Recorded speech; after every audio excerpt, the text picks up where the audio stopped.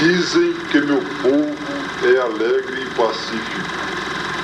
Eu digo que meu povo é uma grande força insultada. Dizem que meu povo aprendeu com as argilas e os bons senhores de engenho a conhecer seu lugar. Eu digo que meu povo deve ser respeitado com qualquer ânsia desconhecida da natureza. E se não avistar você por perto, pensarei que você anda na farra. E inventarei uma canção discreta para você, à maneira de Neruda.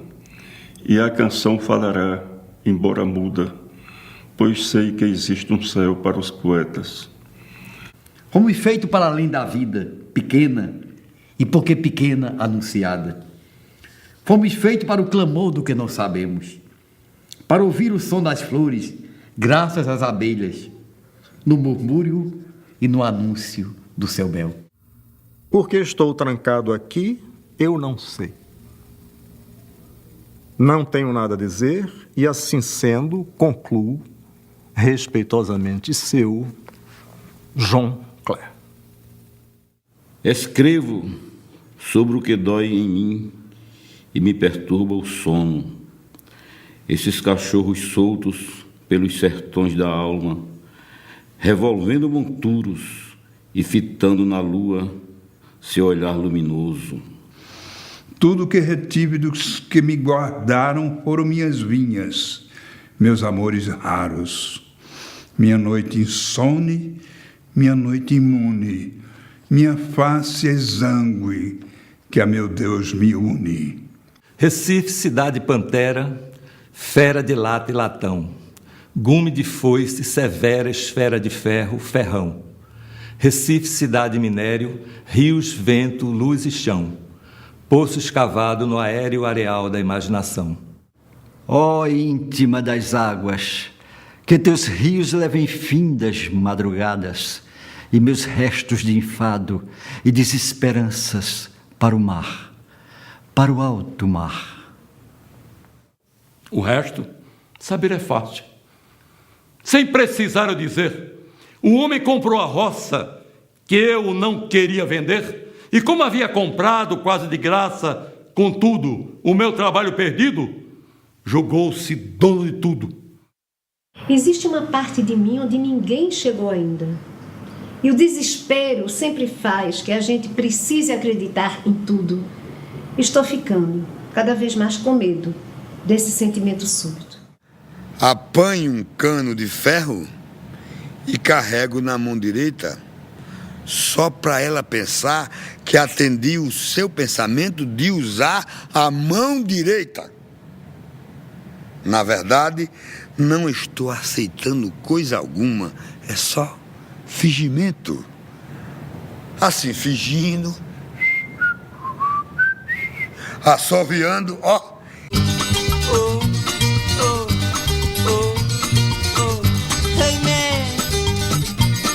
É feita de pedaços do céu.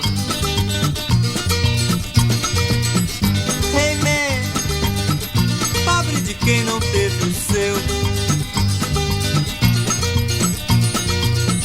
Como qualquer calamidade, né? A poesia não avisa quando chega, né? Entendeu? Não conheço os pontos cardeais. Nasci sem os pontos cardeais. Vivo sem os pontos cardeais. E morro sem os pontos cardeais. É como quem pega, por exemplo, uma doença maligna. Aí não tem salvação, né? É uma afecção da alma. Aí já viu como é o negócio. Né? Você não escolhe. Eu quero ser poeta. É a mesma coisa, eu quero ser músico. O cara não é, né? A coisa não é. O cara não escolhe nada. Ninguém escolhe nascer, escolhe. Você não escolhe a cor dos seus olhos, nem do seu cabelo, nem do seu tamanho, nem a sua cor. Você não escolhe nem seu nome. Já está escolhido. Gosto da noite, pois é como a cantoria. Só filha depois que o dia acende seu candeeiro. Canto na noite, mas enquanto o sol demora, eu acendo a minha aurora com o sol do meu pandeiro. Então a poesia escolhe a gente. Eu não escolho escrever em inglês ou em português. Nem escolho deixar de escrever. De repente eu passo, por mais que eu queira, eu posso passar meses, até um ano, sem escrever uma linha. E de repente começo a escrever. A casa se postava a sotavento, de onde eu bebi um mar de azul intenso. Era um barco ancorado em calmaria. Meu pai, o capitão. Eu, bom grumete. Um livrinho de Rainer Maria Rilke, poeta alemão, que são Cartas a um Jovem Poeta, em que ele diz: a primeira coisa para você saber se você é de fato um poeta é você tentar deixar de escrever e não conseguir. No livro das técnicas, você aprende que a poesia não é mais coisa bucólica, mas arame e silêncio. Que você é um mecânico eixo sob e intermundo, e se você se desintegra, o caos revela tudo. Sobretudo que o tudo é verdade que interroga, a palavra está muda e a resposta é a derrota. Eu me danei a escrever. Escrever é uma danação, entende? Tem até quem não acredita quando eu digo isso. Uma espécie de charme, uma coisa assim, mas é uma danação. Eu prefiro não escrever.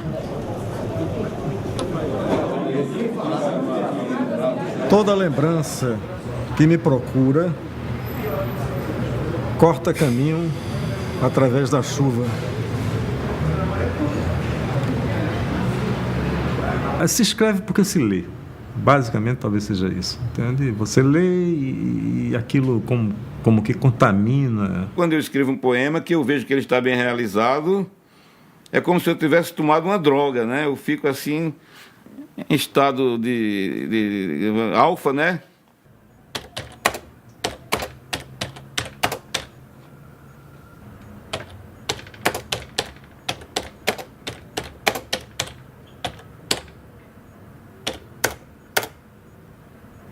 Não existe nada planejado na minha vida em termos de escrever. Eu escrevo quando dá vontade e em qualquer lugar. Atravessaremos o novo e o antigo. E quando chegarmos ao cais, fundado de intemporal, eu te darei minha mão como te dei meus versos e proclamarei ante as planícies reveladas do ar: aqui é meu universo. É preciso que haja um motivo na minha vida para existir um poema. Penso que a poesia, nesse caso, seria algo extremamente essencial, exatamente para fazer extravasar essa questão da sensibilidade. Eu publico pouco, até porque escrevo pouco. Eu sou mais leitor do que escrevinhador de versos, não é? O oceano de areia sem oásis, onde nós fomos velhos beduínos, cavaleiros dos sonhos de meninos.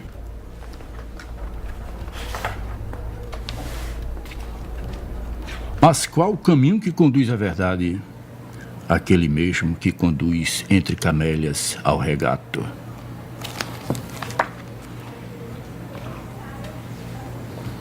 Eu aprendi que não existe inspiração. Existe uma coisa chamada eclosão. Quando a inspiração vem de fora para dentro, a eclosão vai de dentro para fora. E eu que fico o dia inteiro procurando onde é que você anda, minha filha. Bem que podia ter me avisado. Foi quando franziu a testa pela primeira vez. Porque escrever não é romântico. Eu costumo dizer que eu sou romantista, mas não sou romântico. Acho que há vários caminhos para você escrever. Um é esse, né, das obsessões, das alucinações, dos sonhos, né, das provocações, dos desafios, das grandes iras, dos grandes romances. Falarão meus poemas pelas ruas, de cor, como receita de viver.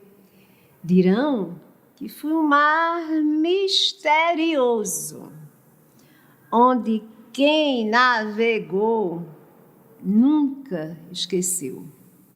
E o outro caminho é um caminho mais sóbrio, né, em que as pessoas são mais metódicas, mas que se chega também a um efeito extraordinário.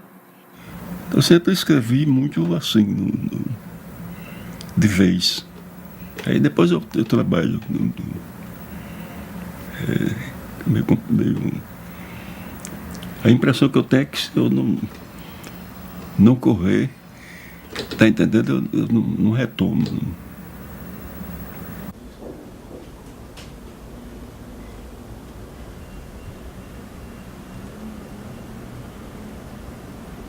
A coisa que eu mais queria fazer na vida era um soneto bem direitinho. E aconteceu, de fato, uma coisa meio mágica. Minha mãe não sabia nem eu, que outro e bem melhor destino teria sido ter ficado para sempre menino.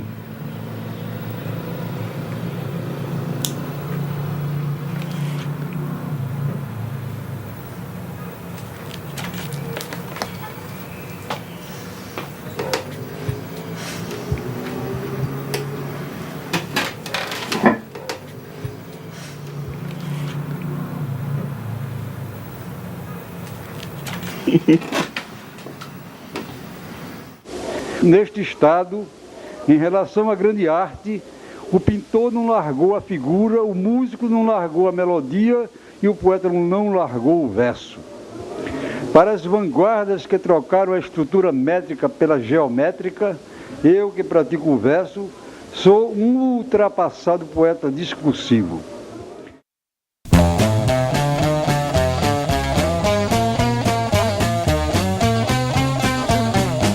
Na minha turma havia um poeta chamado Alberto da Cunha Melo, que sentava lá atrás. Aí ele chegou para mim, quando terminou a aula, disse: rapaz, você escreve poesia, você gosta de literatura? Eu disse: gosto. Eu disse para ele: olha, rapaz, eu conheço um cara também, um cara que também gosta muito de poesia e gosta de escrever e tal, é o Jaci Bezerra, que é vizinho meu. Aí ele disse: poxa, rapaz, então me apresenta a ele.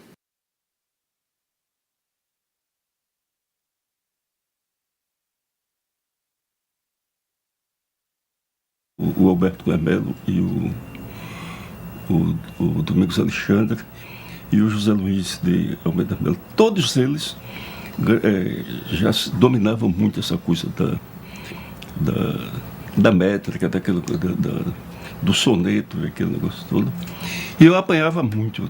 A sede, na realidade, o local onde a gente se reunia, era na grande mesa da sala de estar do pai de Alberto, o nosso saudoso professor Benedito Cunha Melo, que foi, na realidade, quem desenvolveu em todos nós aquela vocação e aquele desejo em poesia.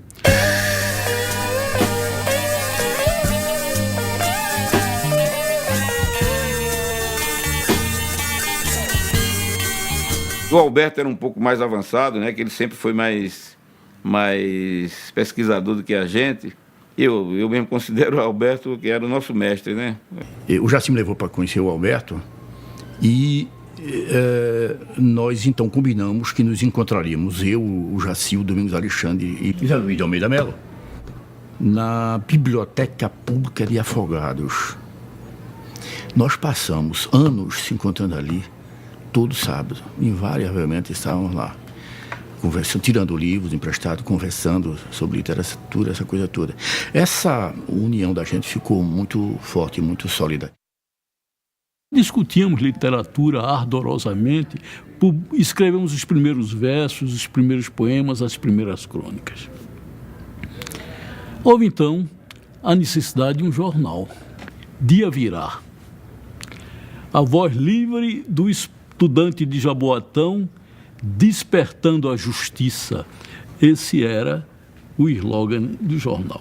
Dia Virá, né? Que era aquela coisa da expectativa do socialismo, né? Naquele tempo havia aquela expectativa e todo mundo era um pouco comunista, né?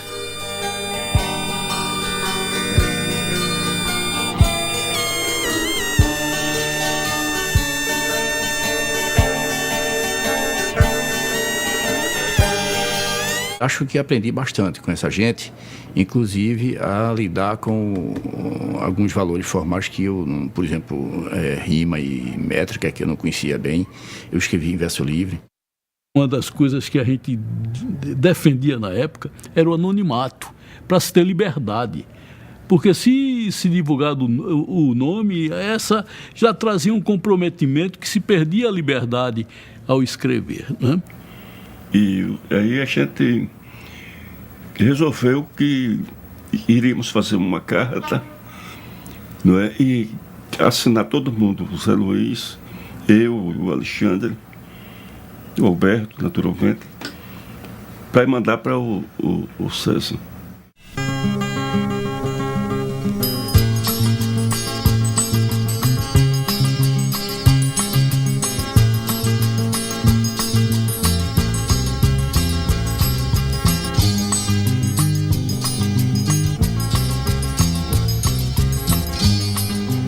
Eu era o encarregado do suplemento literário, das páginas literárias do jornal naquela época, viu?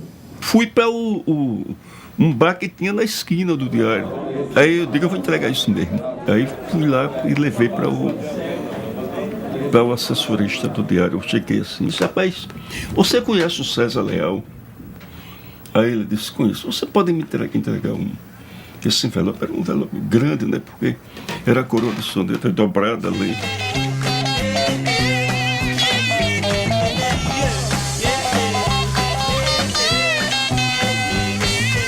Eu abri aquele, pesado que era muita coisa, eram 15 sonetos de um autor que para mim era anônimo.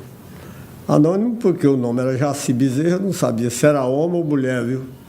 Deixei o coração batendo, aquela coisa toda disparada, né? Pensando que o mundo estava me vendo, né? Uma coisa horrível. Entrefechaste os cílios para vê-la entre as brumas azuis e a madrugada, e pássaros, as mãos foram colhê-la, agora mais amor e mais amada. Sem praia, luz e sol e sem ternura, pouco desenho a giz numa aquarela. E fiquei espantado com a técnica, o rigor formal daquele trabalho. Eu digo, isso aqui é bem alguém que está querendo fazer uma brincadeira comigo. O César Leal ficou admirado com aquela verve, né, poética de Jaci, de Alberto. Aí botou um anúncio no jornal, eu quero conhecer esses poetas, não sei o que e tal, né? Aí todo mundo, a cidade toda ficou assim, né? Poxa, tem uns poetas lá em Jaboatão, em César Leal, apareçam aqui na redação e tal, não sei o quê. O César Leal botou uma notinha, né? Jaci Bezerra, aquela coisa, deu um negócio de valor e tal. Jaci Bezerra, você nos enviou uma coroa de sonetos. É um trabalho de grande valor. Estamos dispostos a conceder uma página inteira aos seus versos. Identifique-se pessoalmente em nossa redação. Como nós estávamos nervosos, sabemos que César nos chama, a gente imagina que é para sofrer uma reprimenda. Aí quando eu cheguei lá, tinha uma cabeleira grande, assim, uma trunfa danada. É muito engraçado aquela coisa toda. E tímido que só, de doer, né? Aí eu ouvi o César assim, eu disse, quem é o poeta César Leal? Aí ele disse, quem é, menino? Quem é, menino? Aí disse, não, olha, peraí, não é isso não. Olha, eu vou tímido. Aí o Alberto disse, olha, ele é o poeta Jaci Bezerra. Aí o César já deu as costas, né? Aí ele de repente virou-se e disse assim, você é o quê? Você escreveu aqueles poemas? Aí ele disse, aí eu olhei e disse, escrevi, eu pensava que era uma merda. E apresentou o grupo. Disse que aquele era Alberto Cunha Melo, que estava ali ao lado dele, o outro era um estudante de medicina, José Luiz de Almeida Melo, e o Domingos Alexandre. Eu vi que era um grupo grande. Vocês todos são de Jaboatão? Sim, então eu digo, então é o grupo de Jaboatão. Foi assim que eles receberam esse nome. E eu fiquei tratando com a ideia de grupo. Uma coisa curiosa, eu nunca fui citado, a não ser uma vez, como membro do grupo de Jaboatão. Eu nunca me incomodei com isso, mas toda vez que saía nos jornais qualquer referência ao grupo de Jaboatão, sempre era José Luiz, Alberto, Domingos e Jaci. Eu estava fora desse grupo. Conhecemos o César e ele deu orientação sobre alguns livros que a gente devia ler de literatura, de história da literatura e tal. E a partir daí, o núcleo de Jaboatão, vamos dizer assim, foi surgindo, né? Foi se formando. Denominou-se inicialmente Grupo de Jaboatão, pelo poeta César Leal, passando a ser conhecido, por sugestão do historiador Tadeu Rocha, no Recife, como Geração 65. Eu preferia esse nome de movimento, do Grupo de Jaboatão, ao de geração, porque geração é um conceito complexo, um conceito filosófico que geralmente implica em ser participantes da geração as pessoas de toda aquela época, em todo o país. E quando, na realidade, era um movimento de Pernambuco.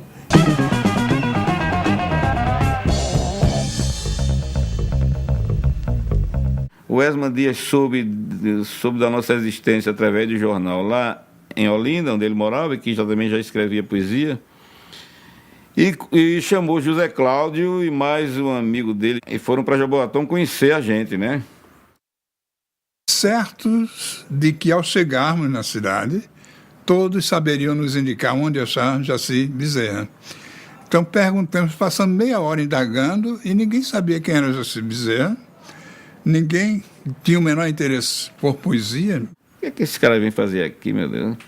Aí eles, olha, nós soubemos que existe um poeta aqui, o Alberto Cunha Melo, Jaci Bezerra, você também, mas nós fomos à casa do Jaci e ele não estava, né?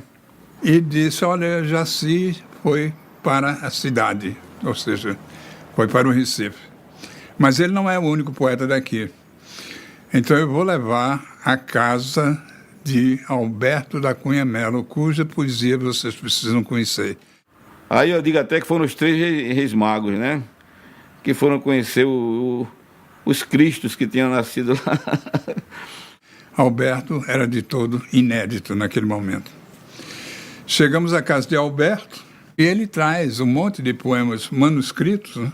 E eu lendo, com a cara de que aquilo para mim é surpresa, porque eu vinha em busca do decassílabo mágico de Jaci Bezerra. Então encontro poemas com a forma que me era de todo nova, né? E finalmente eu chego a um poema manuscrito que diz: o poema sai de mim, ou eu saio da vida. Rompo o cadeado das palavras na escuridão e ninguém sabe. E eu me arrepiei todo, olhei para ele e disse: rapaz, que poema! Que poema? Ah, o teu poema. E ele, na mesma hora, me ofereceu esse poema. Nós saímos de lá levando os poemas de Alberto. Minha pátria é meu coração, mas olho com pena as pálpebras verdes da bandeira da pátria se fechando por mim.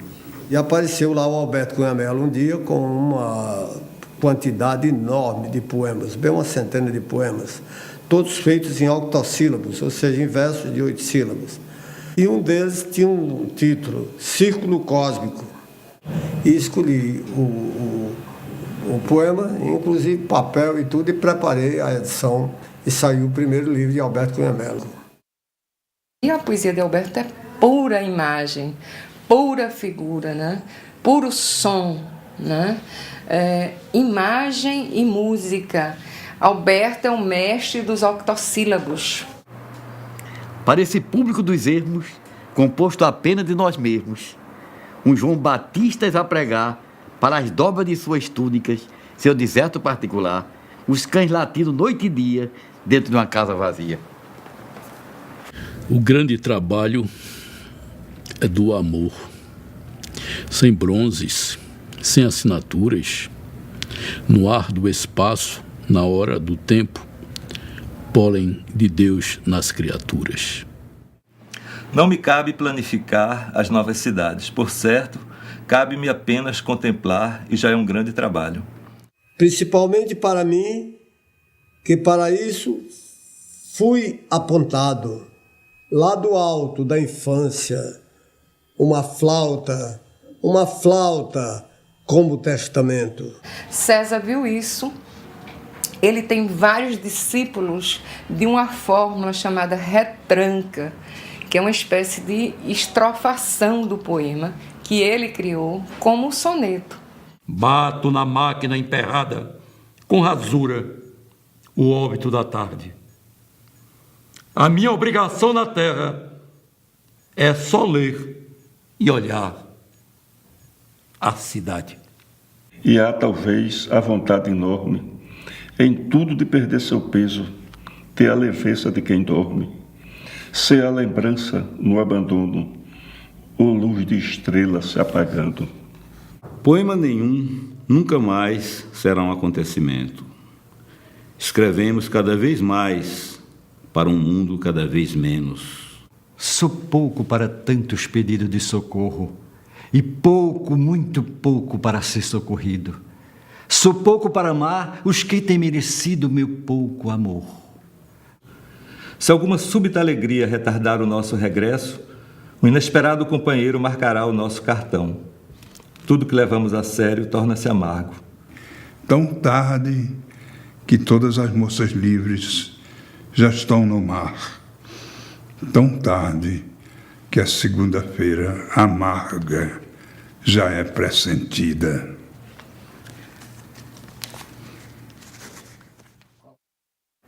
A 100 km por hora, solto a direção do automóvel para escrever alguma coisa mais urgente que minha vida. Devo, portanto, utilizar o vocabulário econômico do século. É proibido amar, fumar, pisar na grama. Mas gostaria que restasse algum tempo para dizer no poema as palavras súbitas de recompensa e remissão. Oh, meu Deus!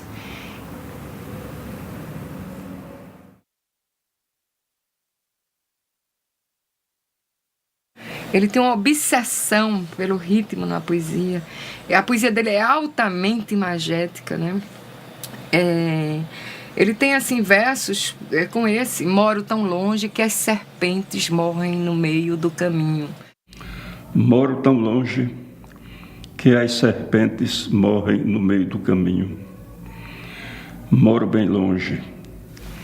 Quem me alcança, para sempre me alcançará.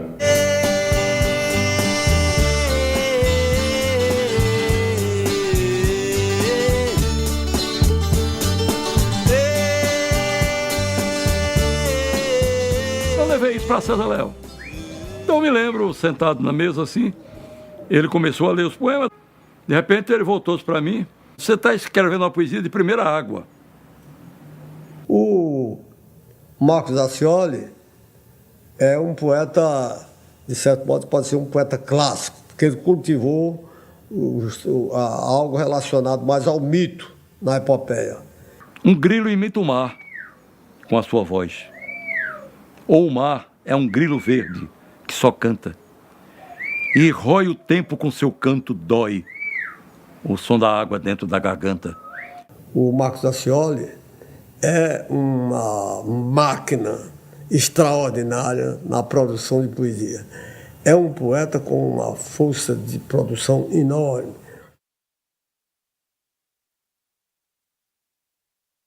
Noite e noite, sempre e sempre, nunca inútil, nunca em vão, dia a dia te aproximas mais e mais da perfeição.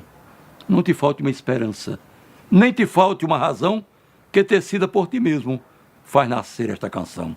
Tece como se tecesses tua morte ou redenção, com amor e sacrifício, rapidez e lentidão. Eu ia publicando muitos na página do Diário de Pernambuco, outros eu ia lançando pela revista Estudos Universitários. À medida que eu ia publicando os livros deles, os pequenos livros, ia aumentando o interesse. Ele não só fez publicar esses poetas, né? Primeiramente na página que ele dirigia do Diário de Pernambuco, no suplemento literário, e depois na revista Estudos Universitários, tirando as separatas, às vezes até fazendo uma capa com o dinheiro do bolso dele. Meu primeiro livro, que é uma coletânea de contos que César Leal publicou na revista Estudos Universitários, fazendo uma edição em separata, com uma capa e tal, circulando realmente como um livro. Eu também tive poemas publicados por César Leal, mas nunca publiquei um livro pela editora da Universidade Federal de Pernambuco, como o Rodrigues publicou, e quase que toda a minha geração. Porque César uma vez escreveu sobre isso, ele disse que era uma questão de comunicação minha. Eu não tinha timidez, nunca procurei ele com um livro para ser publicado lá. Primeiro as pernas voaram de borracha de nada, o músculo leve, salto livre. A primeira pessoa que me publicou foi Audálio Alves, no suplemento cultural do Jornal do Comércio. Depois, claro, eu publiquei também no Diário de Pernambuco, César Leal. Da insônia da terra, ela veio como sombra, apacentando as margens. Desprendeu-se da desolação e uniu abismo e desespero. E continua navegando sem medo, para uma ilha inexistente, habitada por um coração infinito.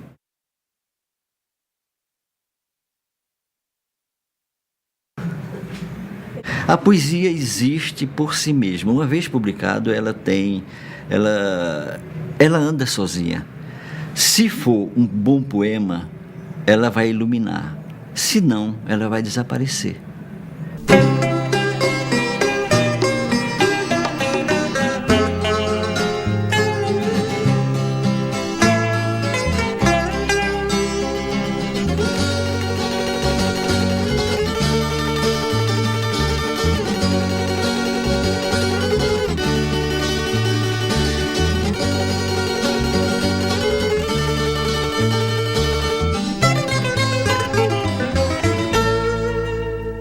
Eu morava numa pensão da Rua da Soledade, pensão de estudantes. E na pensão morava um rapaz chamado Eloy Melo, que era o editor e que foi o primeiro editor da turma. Bom, a editora nasceu por acaso. Nasceu numa mesa de bar, né? Naquela época éramos todos jovens, bebíamos muito. E as minhas amizades eram com os poetas, né? Os poetas, os artistas plásticos, né? Estavam quase sempre lá fazendo companhia, Eloy, discutindo literatura, Jaci Bezerra, Alberto Cunha Melo, Ângelo Monteiro e Fernando Monteiro, que na época era cineasta e também poeta. Eloy foi um editor de livros pagos com o dinheiro também do bolso dele, entende? Livros minúsculos, pequenos formatos, né? Chamados Lírica, né? A coleção Lírica. O plano era o seguinte: se publicaria aquela edição, vendesse a edição e com o dinheiro a gente publicaria a partir daí individualmente. O primeiro pensamento foi fazer uma coletânea. O primeiro livro que eu participei foi esse aqui, Lírica, de Eloy Editor. Lassidão no corpo, todo amigo é morto. O amigo só toma a condição de amigo quando morto. Todo texto definitivo é ainda algo torto. Deu muito erro de impressão, a gente teve que corrigir, fez uma errata, depois teve que fazer uma errata da errata, porque saiu com erro também a edição. E assim, tocamos. Eloy dizia assim, eu só acredito em escritor que quando começa a falar em literatura, brilha o olho. Né? E acho que naquela hora nós começamos a brilhar o olho.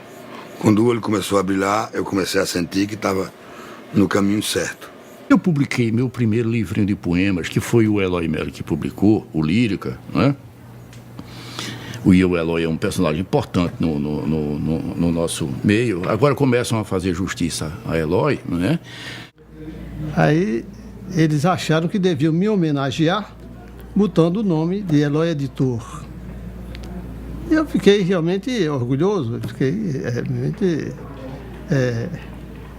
porque Ele disse, não tem José Olímpio Editora? Então pode ter Eloy Editor. Eu disse, tá bom. Eloy tem uma importância como editor que César também tem como descobridor, como revelador, como uma pessoa que revelou esses poetas, né? A geração 65, para mim, foi um abrir de portas. Porque eu era uma pessoa obscura. E, de repente, eu me torno famoso, né? Não por méritos próprios, mas eu estava no bagageiro da fama dos outros. Os animais estão morrendo na cozinha, no campo, onde estão por falta de imaginação. Os animais estão morrendo na cozinha, na luz do campo. Todos penetraram aos gritos e berros neste matadouro.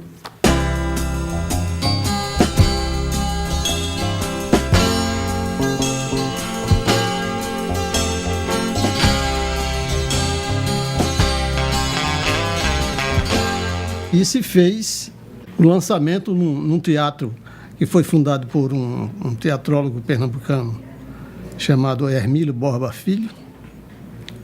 Esse teatro era o Teatro Popular do Nordeste. Foi um sucesso. A confraternização desses poetas era muito nas mesas de bar, porque era o refúgio que nós tínhamos diante das opressões da época. Sobretudo no TPN, que é o Teatro Popular do Nordeste, que ficava na Avenida Conde da Boa Vista, onde tinha a sede do teatro, que era dirigido por Hermílio Borba Filho, mas tinha um bar anexo ao TPN. Passava dos 40, com certeza. Uma mulher de muitas maravilhas. Nos primeiros anos, sentava-se comigo na bacia e os seios molhados tocavam no meu rosto. Como era um lugar de boa bebedeira, de bom se comer bem, eu gostava de ir para lá, e lá eu comecei a conhecer escritores, a conhecer pessoas. Líamos os poemas uns dos outros. E essa talvez seja a associação assim, mais feliz que eu faço da atmosfera da geração, sabe? Com esse intercâmbio, sei lá, essa troca de poemas para serem lidos.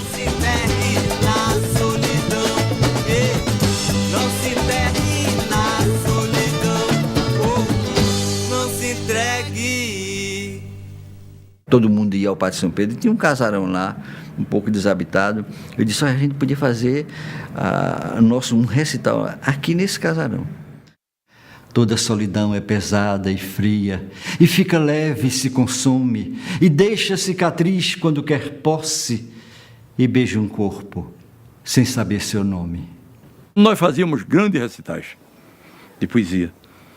Me lembro muito, o Jaci, Alberto, eu, Alexandre, Domingos Alexandre, Esman Dias.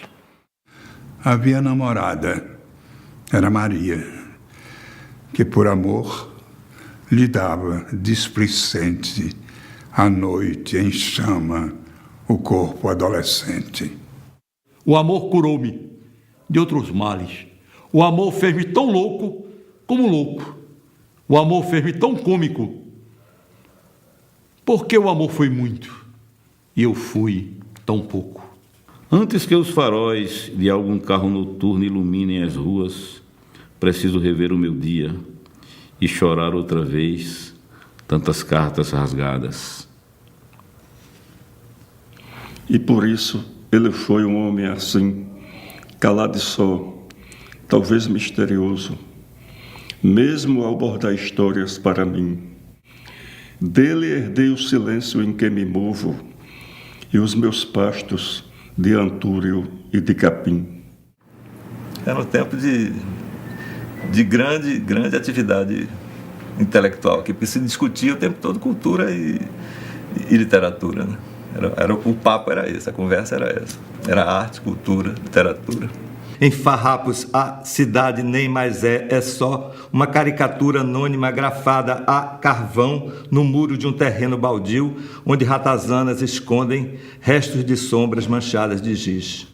Pois os pequenos destinos, curiosamente, se combinam com os familiares pedintes para definir, cedo ou tarde, o que faz um recifense ser do Recife.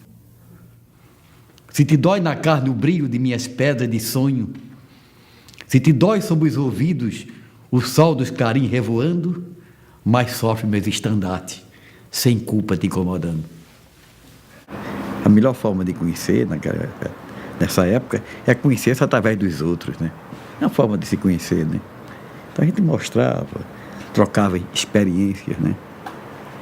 Literárias, né? Era muito comum isso. Quando o sino da memória dobrar a tempos perdidos e os dias todos ficarem nas lembranças esquecidos. Quando o sol da primavera tiver o peso do chumbo e as recordações da vida mergulharem mais a fundo. Quando a existência já longa, estendida em linha reta, penetrar dentro da névoa que termina a estrada aberta. Outros sinos tocarão, anunciando o final de um tempo que é sepultado aos sons do gasto metal.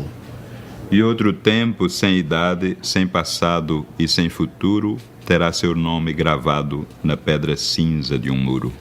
Belo poema. Obrigado.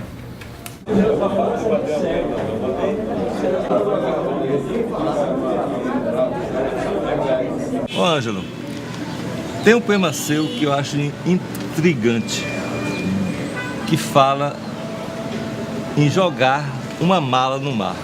É a vida que eu joguei fora, tem impressão. Um poeta como você, não há nenhuma chance de ter jogado a vida fora, né? Bem, pode ter sido uma imagem que seu inconsciente pudesse trabalhar. Atirei a mala sobre o mar, e o mar sobre a mala, e o mar sobre a mala se debateu. Mas por que atirei a mala, volume e razão me cala, pois nem sei como foi isso. Negra e súbita maré, depois se abre aos meus pés, e eis-me atrás dessa mala como de algo íntimo e meu. Até hoje procuro a mala e o mar não me devolveu. Muito bem. Não sei como é que tem gente que não gosta de poesia. Não é? Com Eric Clapton branco, aprendi um pouco de blues. O toque mínimo da guitarra, a busca de perfeição. Aprendi que música não tem pressa e o tempo é uma coisa a ser tecida. Com Robert Johnson, preto, aprendi um pouco de blues. Que música é outra maneira de dizer silêncio. A minha viola foi feita do pinho, tirado no escuro que não dá cupim. Porém, dentro dela canta um passarinho que fez suas cordas de fino capim. As longas pestanas no braço polido escondem os olhos dos grandes botões. Tem seu cavalete na tábua embutida e a boca redonda de tantas canções. Escurecia e o dia era tão frio que cada rua era um desvão sombrio e nossos passos pelo calçamento, num compasso de mudo desalento, soavam como fuga para o eterno ante o cerco sem fim daquele inverno. A mão, o olho imortal que deu forma e simetria a ti, labareda clara. Dá-me teu fogo claro e me incendeia. Dá-me tua espada à noite e me depende. O que é preciso é viajar em redor do quarto e na vigília do sono navegar no ar. Navegar no ar. Navegar no ar.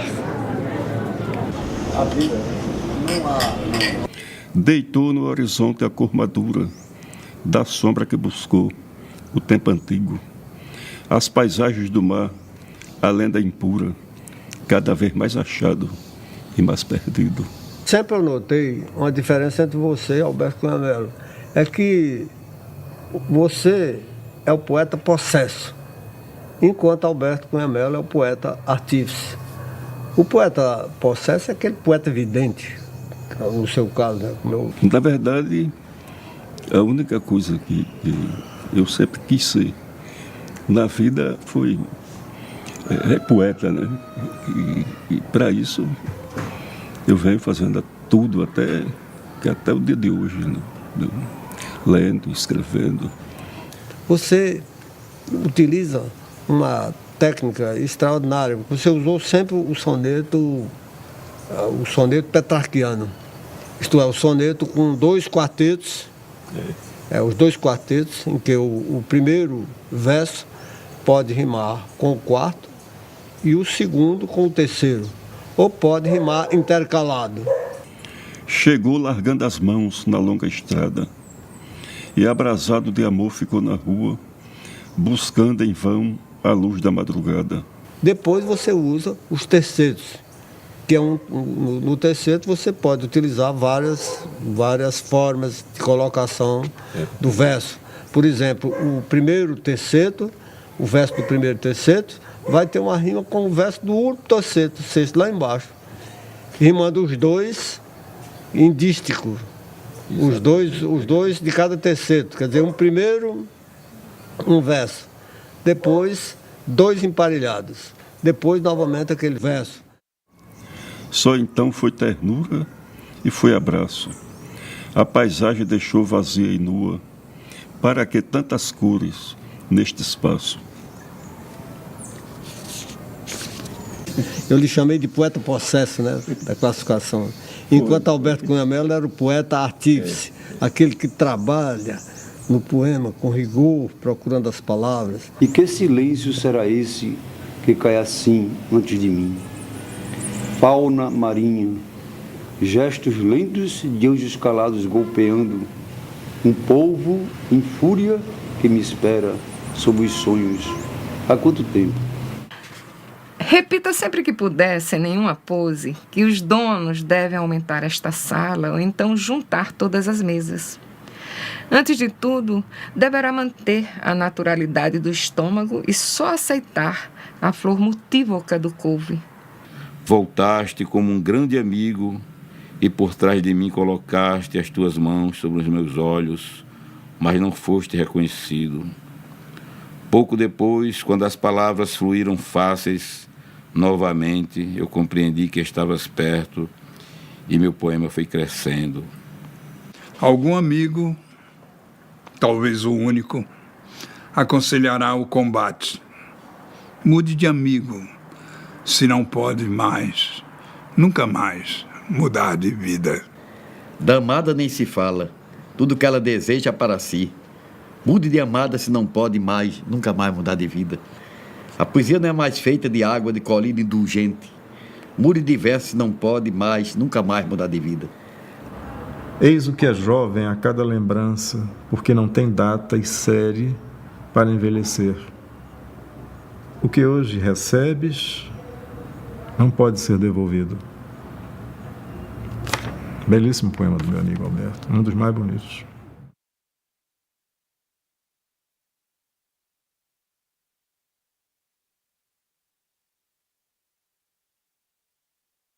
De fato, eles tinham razão quando reclamavam que eu só publicava maus poetas. Aí comecei a publicar também sobre ensaios. E é aí quando apareceu o Maximiano Campos. A prosa de Maximiano Campos é uma prosa extremamente poética. Maximiano Campos era essencialmente prosador. Mas quem já se deteve na sua obra mostra que a poesia talvez seja o cerne de todo criador. Se me perguntassem, eu diria: vencer a solidão é a nossa maior tarefa, domar essa fera que nos fere, enjaula e nos inquieta. Ele preparava a alma para escrever. Ele era um homem de profundas leituras e ia preparando o enredo. E quando escrevia, ele escrevia um livro em 20 dias. E depois ele reescrevia esse livro. Era a forma dele escrever, como fosse uma grande catarse. O Maximiano Campos entrou também no grupo com muita força. Nascer de novo, e ser alegre e ser feliz. Voltar ao mundo cheirando a jasmim, com a madrugada, iluminando tudo, rompendo as trevas, do princípio ao fim. Havia uma necessidade visceral dele escrever. Escrever para ele era uma forma de recrucificação, um grande compromisso com o escritor. Ele não transigia na literatura.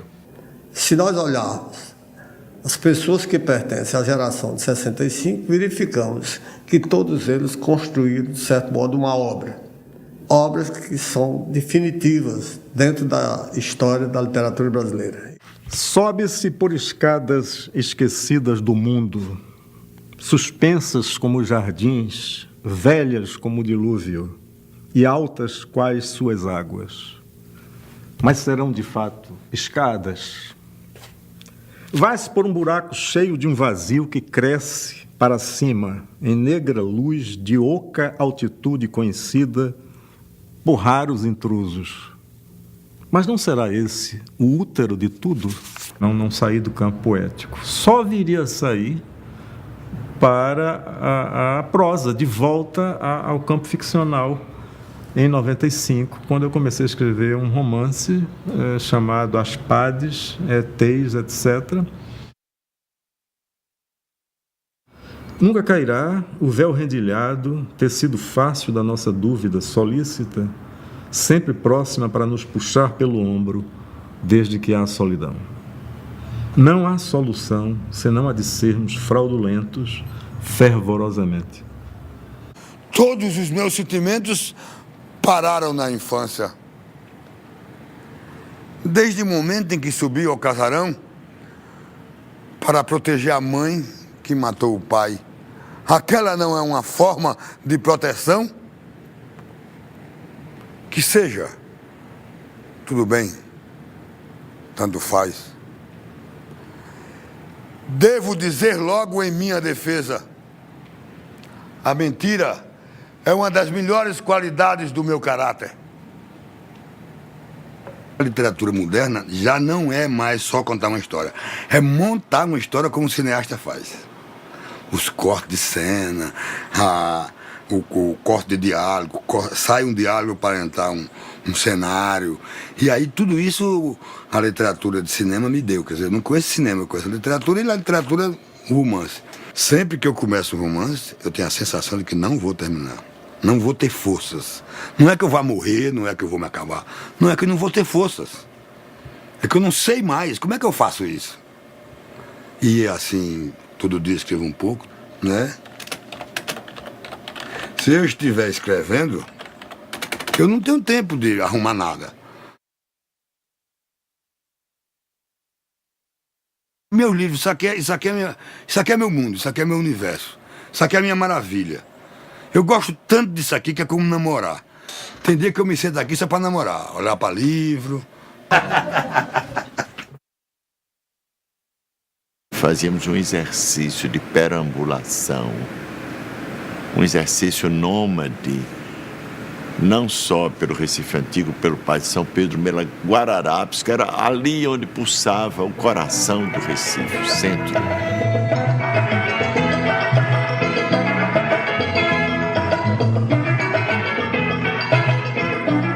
A gente se reunia sempre, quase todo dia, no final da tarde, ali no Savoy, para ficar tomando cerveja e discutindo sobre poesia, trocando, mostrando qual era a produção que cada um estava fazendo e tudo mais. Tinha o Bar do Gregório, aquelas coisas que estão lá no poema do Carlos, né, do Carlos Pena. Né? E a gente frequentava o Savoy. Por isso, no Bar Savoy, o refrão tem sido assim. São 30 copos de chope, são 30 homens sentados, 300 desejos presos, 30 mil sonhos frustrados. A bebedeira poética e a bebedeira etílica, as duas coisas se juntavam muito bem. Né? Aliás, sempre foi assim, quer dizer, o mundo artista sempre foi um mundo marcado pela boemia, como se diz, né? Beber, beber sem parar, sem esconder, escolher hora ou vez, o vinho, a fé, a poesia, numa só embriaguez, como ensinou Baudelaire, ai, ai, ui, ui, nosso grande irmão francês.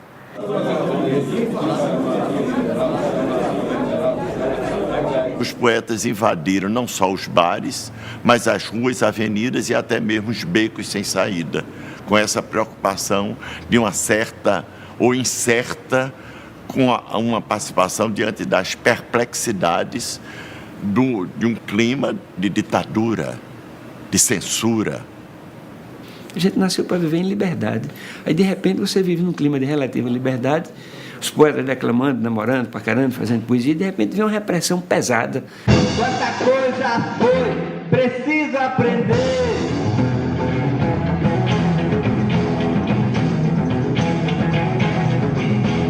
Vou morrer trancado, corro. Olha as fechaduras, os cadeados, as ferramentas. E imploro que abram. Façam isso por mim. Sabe que geração 65 coincide exatamente com o golpe militar de 64. Então, tanto o nascimento quanto o desenvolvimento e amadurecimento da geração se dá dentro do golpe. Eu fui o primeiro estudante preso em Garanhuns pela ditadura. E quem me salvou dessa prisão foi o bispo da cidade, que já me conhecia, e conhecia o que eu escrevia, e tinha uma amizade comigo. Mas aí eu vim morar no Recife, a ditadura demorou muito tempo. Em 68 eu fui preso também aqui, porque atuei no diretório da Faculdade de Letras, de Filosofia na época.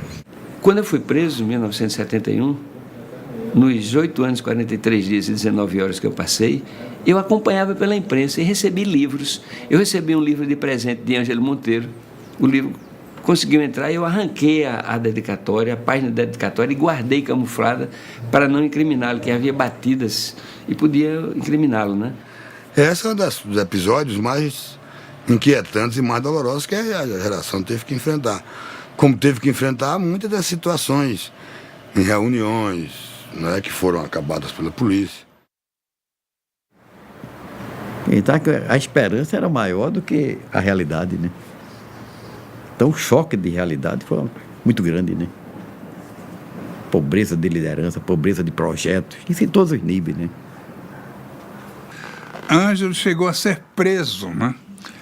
Ângelo foi, ele, coitado, com um pacote de livros na estação rodoviária, que era ali perto de Cinco Pontas, uns policiais civis, né? Ao vê-lo, acharam que ele era um tipo perigoso. Então, Ângelo foi levado por eles. E que história é essa de proclamação do Verde? E Ângelo disse, é uma homenagem às Forças Armadas Brasileiras e à bandeira brasileira. A gente tem que olhar quando o Ângelo saía da casa de estudante e descer para ir buscá-lo.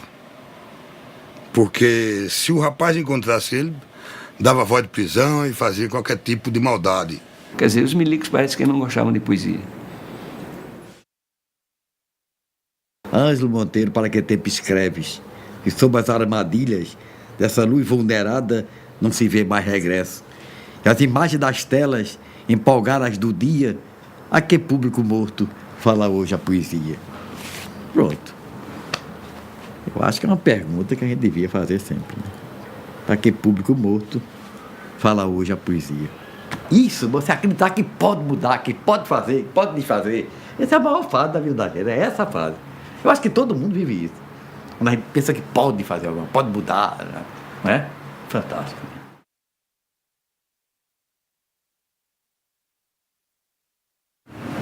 A força das baionetas não impede o processo cultural.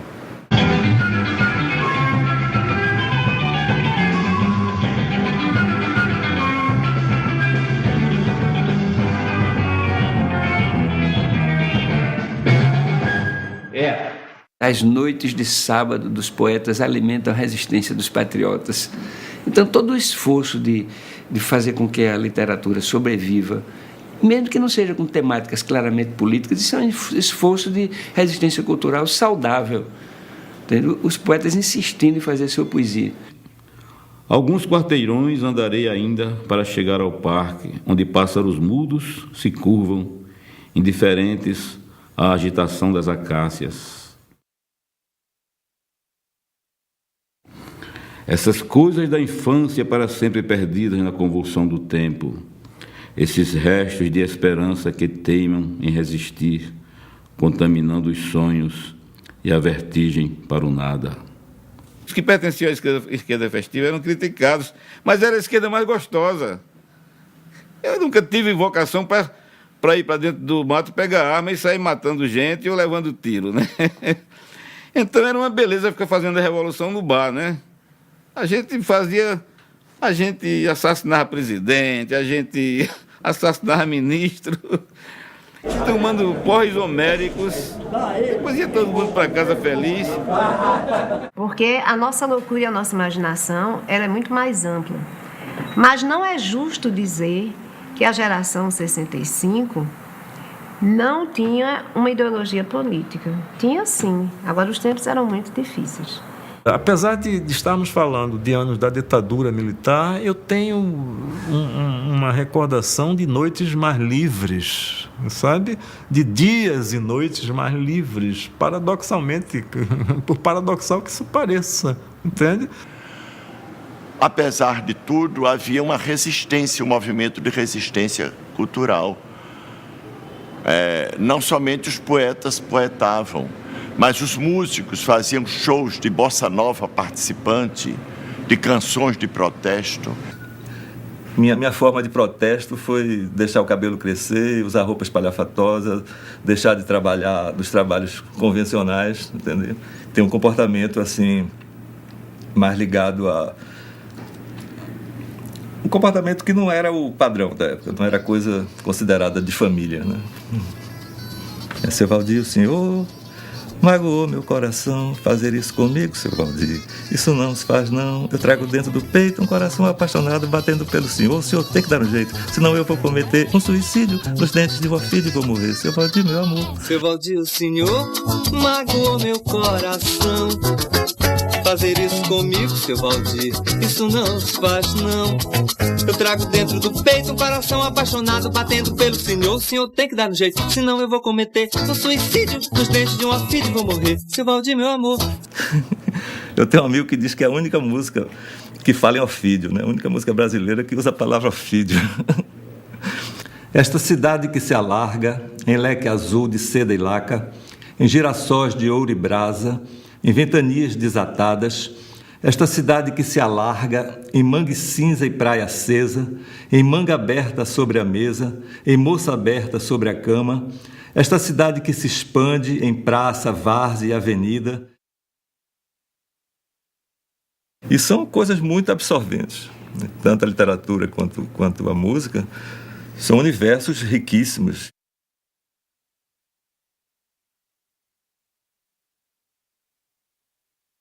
É uma geração de poetas profundamente líricos.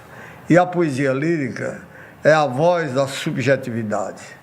O mundo entra em nós de modo objetivo. Nós vemos o mundo, ele ingressa em nós e dentro do nosso espírito, aquilo é transformado e é expresso em poesia pela voz da subjetividade, que é a voz primeira da arte, né? Da subjetividade. Então aparece de uma forma muito variada em todos eles. Mas a nossa geração 65, ela é uma geração, e ela não é apenas cronológica, porque ela tem identidades. Agora, essas identidades não são de estilos.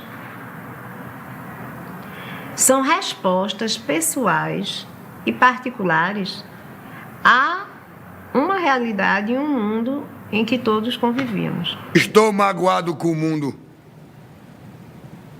Ninguém me ofendeu, ninguém me magoou, ninguém me maltratou, mas estou magoado com o mundo. Esta cidade que empaca fica implástica, imóvel, impossível. Submersa mantém o homem entre paredes, galochas e capas, contido.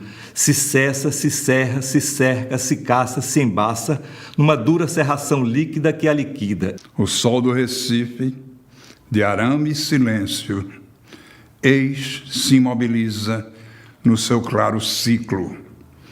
Já não mais navega sobre a superfície da palavra clara.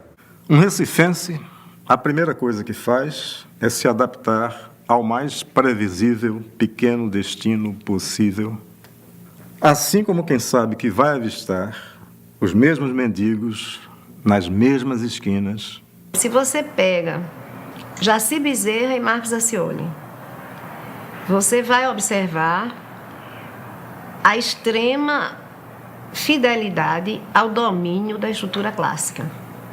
Um se dedica à questão épica e o outro, que é o Marcos Acioli, e o outro se dedica mais a uma questão mais interiorizada. O de olho nos teus olhos eu cortei, com as lâminas das pálpebras, os restos do sol na tua sombra e pratiquei meus desejos e taras encobertos.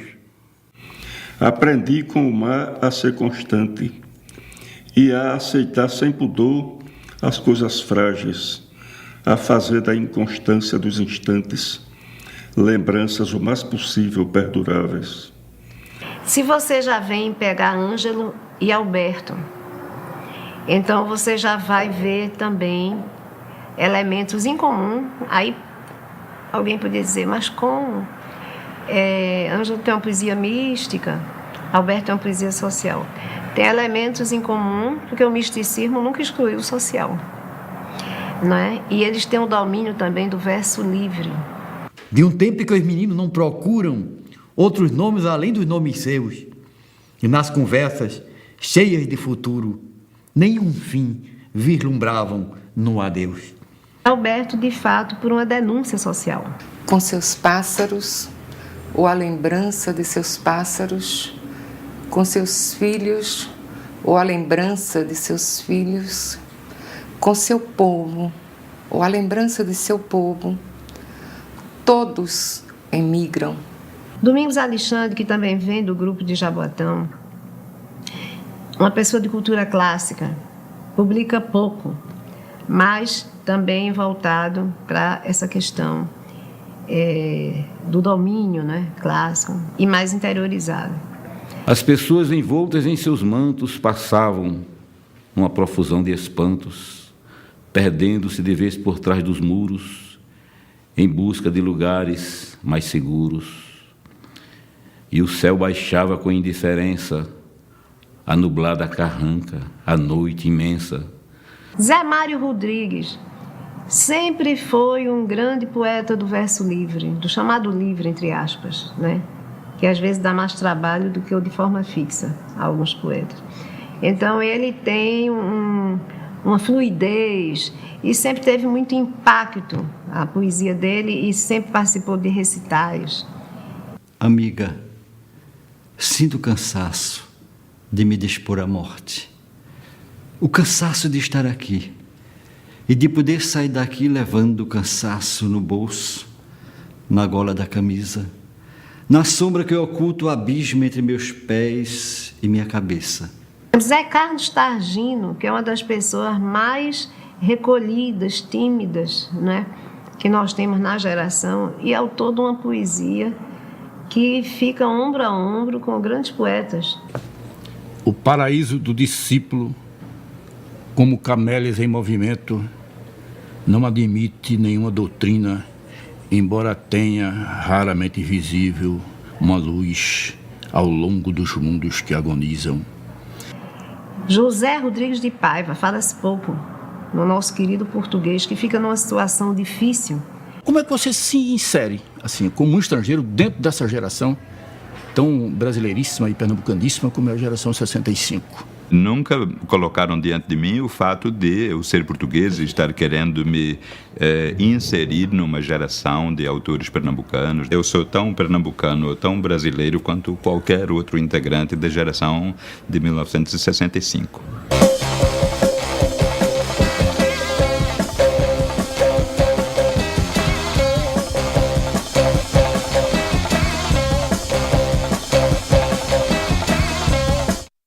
Stand by, as velas estão acesas nos pubs de Estocolmo. E então ele me abraçou e disse que eu era tudo em meio à legião de sombras absurdas. O que é comum em nós? Era essa disponibilidade de entrega à poesia.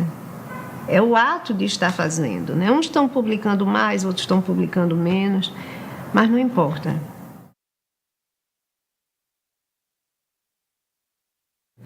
A geração realmente marcou muito a vida de Pernambuco, a vida cultural de Pernambuco, mas muito também a minha vida e a vida da Livro 7.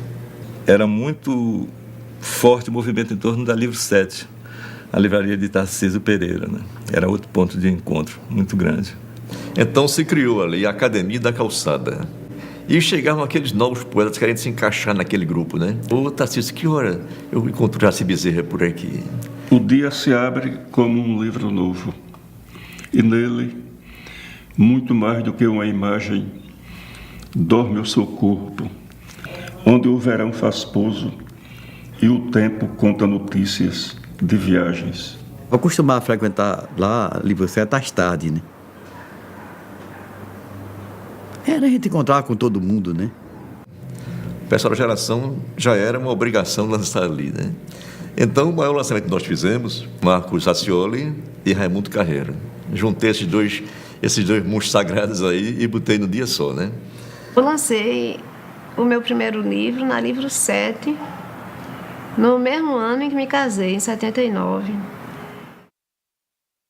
Você é meu personagem predileto. Não vale a pena, enfim, dramatizar. A cidade mudou. E quem devolve os fins de tarde à mesa do Mustang, os encontros no bar da Livro 7, o estrogonofe da cantina Star. Feche esse livro e não abra os e-mails. Todo o meu erro foi pensar demais.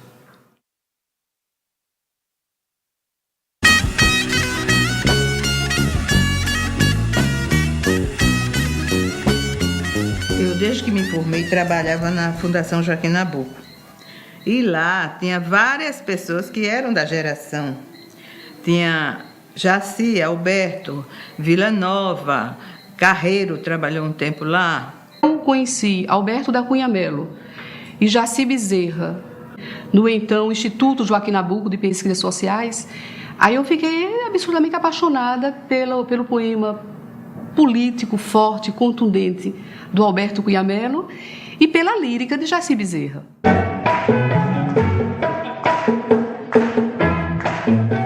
Ouvi falar na geração 65, quando a minha tia Celina de Holanda, depois dos 50 anos, resolveu escrever poesia, né? E aí ela estava sempre associada a esse pessoal dessa geração que eu só via assim, passando pela casa dela, né? E ali na sala, lendo poemas e tudo mais. Com o primeiro eu conheci mais Jaci.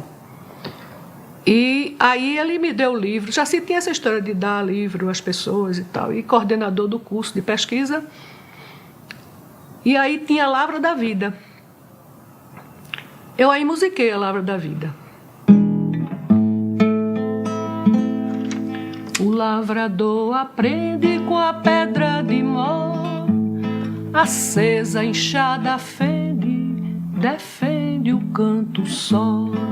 Defende, não dê pedra, a áspera e dura horta inchada, suca a pedra, a vida acesa brota, arada a pedra oura, a mão mesmo doída, a safra da lavoura, doce safra de vida, a vida não divida, o lavrador a horta exige toda a vida, dar vida à pedra morta. E aí surgiu numa cachaça a ideia, por que é então que a gente não faz cota e não se publica? E as pessoas, os poetas, não se publicam. Aí como é que a gente faz? Bom, a gente prepara tudo, bate na máquina, corta, prega no papel e depois a gente roda aqui na fundação. E aí se pensou nesse nome, Pirata, que não tinha o peso que hoje ele tem. Era o Barba Negra com a sua turma e suas canções. Era o Barba Negra com a sua turma e suas canções. É pirata porque a gente rodava na máquina da fundação. É pirata por vários motivos, né? Cada livro, ele girava em torno de 300 exemplares, né, Nilza? A gente fazia 300 livrinhos, encapava, encadernava, fazia tudo direitinho, né? A proposta era que o escritor, o poeta, ele teria que ser o operário do livro, né? Botava cola, quando a cola secava, virava a costura, né? E aí depois é que a gente colava a capa e fazia o detalhe final da lombada. Isso tudo era feito num movimento giratório, em torno de uma mesa.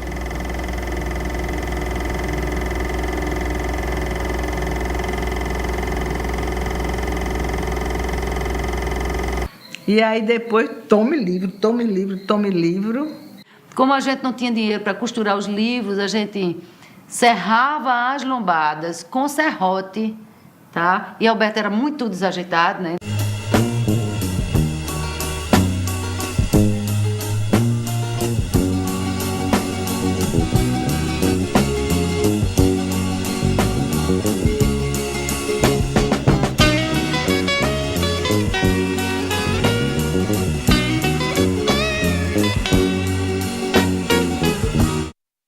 Olha, já se fazia mais a montagem dos livros. E Alberto fazia release para jornal. Nos lançamentos eles dois não faziam era nada, sabe? Eram as mulheres que faziam. A primeira levada de livros foi na Livro 7. Foram 7 livros. O pessoal de Jaboatão e mais algumas outras pessoas. E o grande poeta Tobias, Arnaldo Tobias, foi o primeiro que foi publicado pela Pirata. Os lançamentos da Pirata eram verdadeiras orgias culturais. Sou pirata, solitário, sem mais nada, sem bandeira, sem espada e o mar pra viver. As edições Pirata, elas nasceram de todo aquele elan que movia a geração 65. Isso se deveu também muito à liderança de Jaci e Alberto, né? Sim, que Alberto dizia, minha filha, você precisa ler poesia, porque poesia é a ciência do mundo. Para não sofrer mais, ei-la pousada nos raios cor-de-rosa de uma estrela. E digo, sem que ninguém me ouça, minhas rosas, estou morrendo. O medo cria músculos e sólidos ossos nas nuvens do céu. O medo aumenta o perigo e diminui os homens. Com seus pássaros, ou a lembrança de seus pássaros, com seus filhos, ou a lembrança de seus filhos, com seu povo, ou a lembrança de seu povo, todos emigram.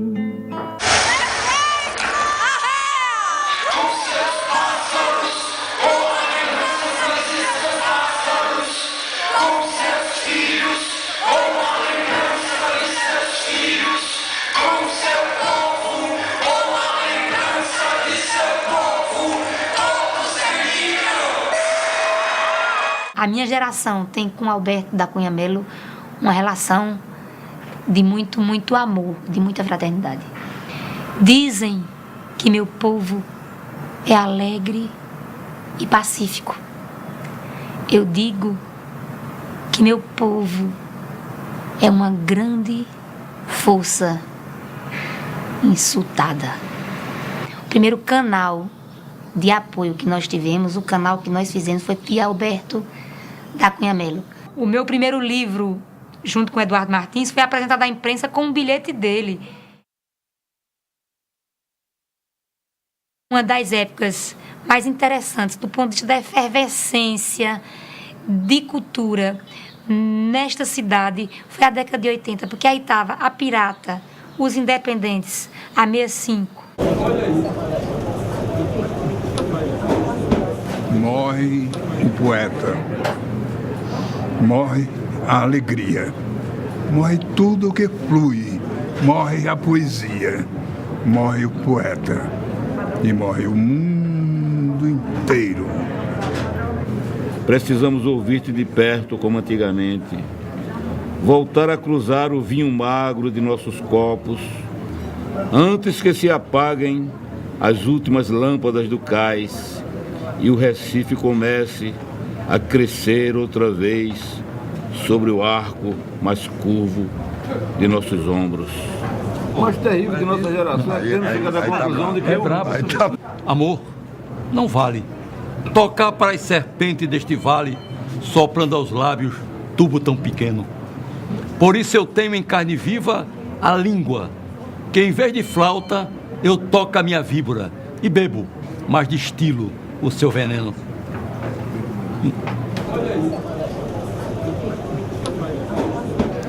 Estou para perder o já perdido.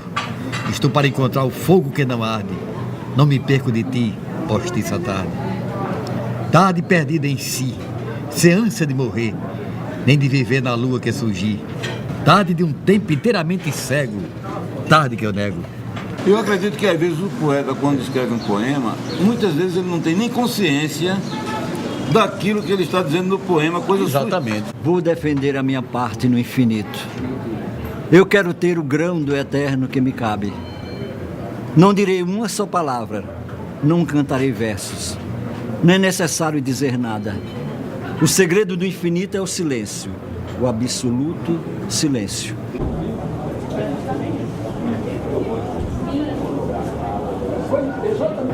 O poeta não bebe mais. Se continuasse, ia fazer igual a Tarcísio Meira César, que tinha nome de ator e imperador, mas matou-se com cachaça. Ele era de Patos, na Paraíba, e vinha de uma família de suicidas. Gostava de contar que o irmão havia tentado e não conseguiu. O pai foi visitá-lo no hospital. Meu filho, você me mata de vergonha. Bebendo água, isso é uma traição à geração. É água? Rapaz, eu acho vocês incríveis. Vocês sabem, o Zé Mário sabe todos os poemas dele de cor, você também. Marcos Acioli. Eu só disse de Ângelo. Foi Ângelo. Foi você que não sabe. Hein? Só nós dois que não sabemos. Só nós dois, né, rapaz? Nós temos uma memória... Só nós dois que não sabemos. Eu acho que nós devemos... É uma pluralidade de dicções, de modos de escrever e de pensar o mundo. Dentro desse lirismo, vamos dizer assim, mais afetuoso, mais assim, amoroso, eu diria que há um desejo de criar uma linguagem. A geração 65 é uma geração que a história literária do Brasil ainda vai mostrar a sua dimensão. A geração é muito ampla, assim, muito diversificada em estilos, né? A geração foi caracterizada mais por uma referência cronológica e pelo fato de ter sido iniciada a divulgação através do suplemento por César Leal, mas não tem uma temática comum assim, né? Sou pai dessa geração. O pai dela sou eu mesmo, isso todo mundo sabe. E se ainda houver amor, eu me apresento. Depois do ritual, me comunicou. Tua clara alegria, quando longos à tarde de girassóis estivais. E seu olhar atravessou o tecido, a estepe noturna. E ao estender as mãos para receber o convidado, percebe então que em cima de tudo isso, a noite tomba no auge do seu vício. O vício das palavras encantadas que os meninos trocavam sobre o mundo. E eu que reli e ouvi tuas palavras, aprendi que só valem a pena as palavras que mudem a cor do dia. O tempo unido ao tempo, ao fazer seu garimpo, não deixará que o vento separe o 6 do 5. Dizem que meu povo não sabe escovar-se nem escolher seu destino. Eu digo que meu povo é uma pedra inflamada, rolando e crescendo do interior para o mar.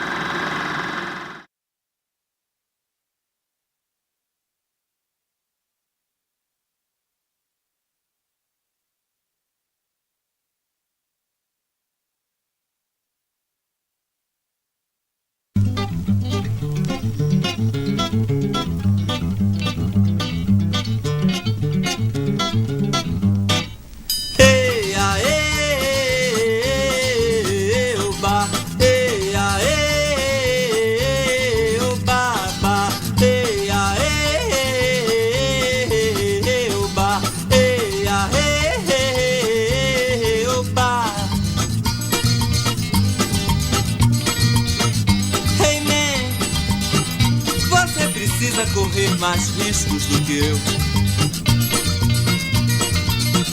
Hey man, pobre de quem não percebeu.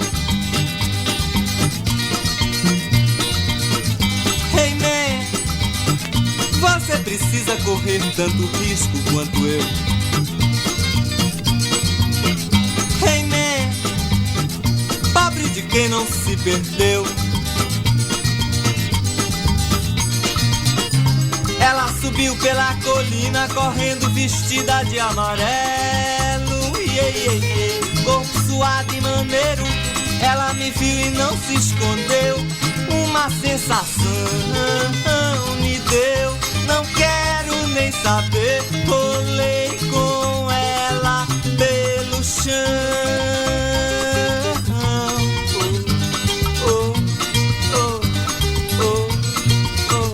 Hey man, a vida é feita de pedaços do céu.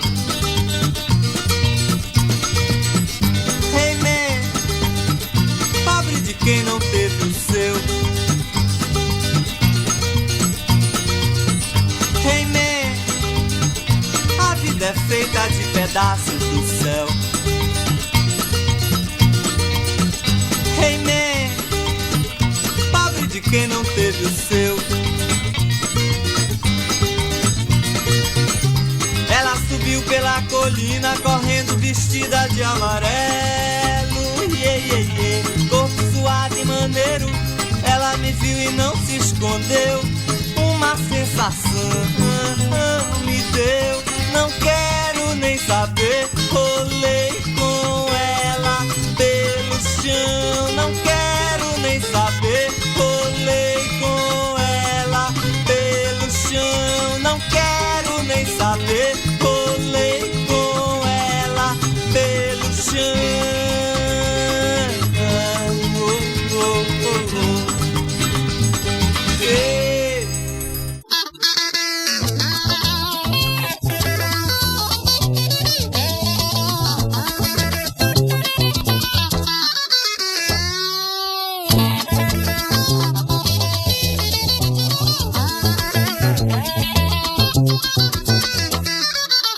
Seu Valdir, o senhor magoou meu coração. Fazer isso comigo, seu Valdir, isso não se faz não. Eu trago dentro do peito um coração apaixonado, batendo pelo senhor. O senhor tem que dar um jeito, senão eu vou cometer um suicídio nos dentes de uma filha e vou morrer. Seu Valdir, meu amor, seu Valdir, o senhor magoou meu coração. Fazer isso comigo, seu Valdir, isso não se faz não. Eu trago dentro do peito um coração apaixonado, batendo pelo senhor. O senhor tem que dar um jeito, senão eu vou cometer um suicídio nos dentes de uma filha e vou morrer. Eu falo tudo isso, pois sei que o senhor está gamadão em mim. Eu quero ser o seu brinquedo favorito, seu apito, sua camisa de cetim. Mas o senhor precisa ser mais decidido em demonstrar que corresponde ao meu amor, pode crer. Senão eu vou chorar muito, seu Valdir, pensando que vou lhe perder. Seu Valdir, meu amor.